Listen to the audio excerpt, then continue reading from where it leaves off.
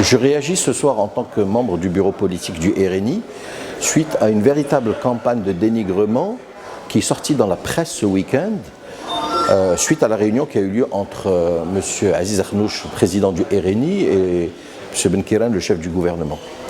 Nous avons été très surpris de voir que le contenu des discussions entre C. Akhnouch et C. Benkiran est fuité, et nous déplorons de manière très forte cet état de fait parce qu'on considère que l'accord était que ces discussions restent confidentielles.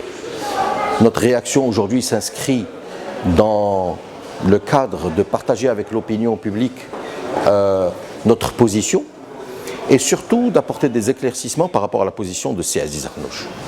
Premier élément, en aucun cas, M. Aziz Akhnouch est demandé à exclure qui que ce soit de la formation d'un gouvernement. C. Aziz Akhnouch a clairement positionné les choses de manière positive en disant « Nous sommes actuellement une majorité sortante qui a bien travaillé et qui a gagné les élections et que la majorité sortante actuelle a une majorité. Donc, on peut constituer une majorité et le RNI est partant pour constituer une majorité avec les composantes de la majorité sortante, c'est-à-dire le PJD, le RNI, le Mouvement populaire et le PPS.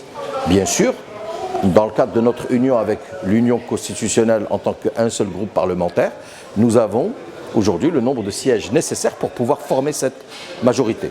Et comme on dit, on ne change pas une équipe qui gagne. C'est le seul positionnement qu'on a eu qui est positif, qui est constructif, et en aucun cas on n'est exclu qui que ce soit.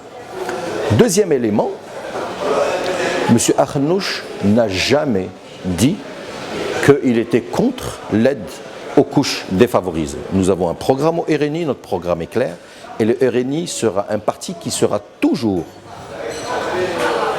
là pour mettre en place une politique publique pour les défavoriser. Que ce soit au niveau du butane, parce qu'on n'acceptera jamais que le butane ne soit décompensé et une bouteille passe de 42-43 dirhams à 120 dirhams, que ce soit au niveau de l'aide aux veuves, et que ce soit sur l'ensemble des politiques publiques d'aide aux couches défavorisées.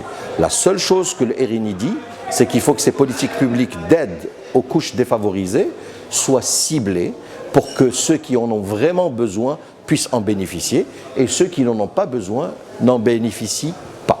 Et par conséquent, c'est un positionnement politique très clair qui consiste à rationaliser et être efficient dans nos politiques publiques d'aide aux plus démunis, parce que c'est une priorité pour le RNI et on sera toujours là pour défendre cette couche sociale défavorisée et pour faire en sorte à ce qu'il y ait une création de valeur qui soit le mieux distribuée possible et faire en sorte à ce qu'on puisse avancer.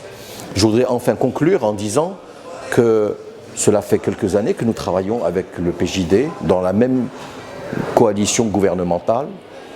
Ça fait un moment qu'on fait des projets ensemble.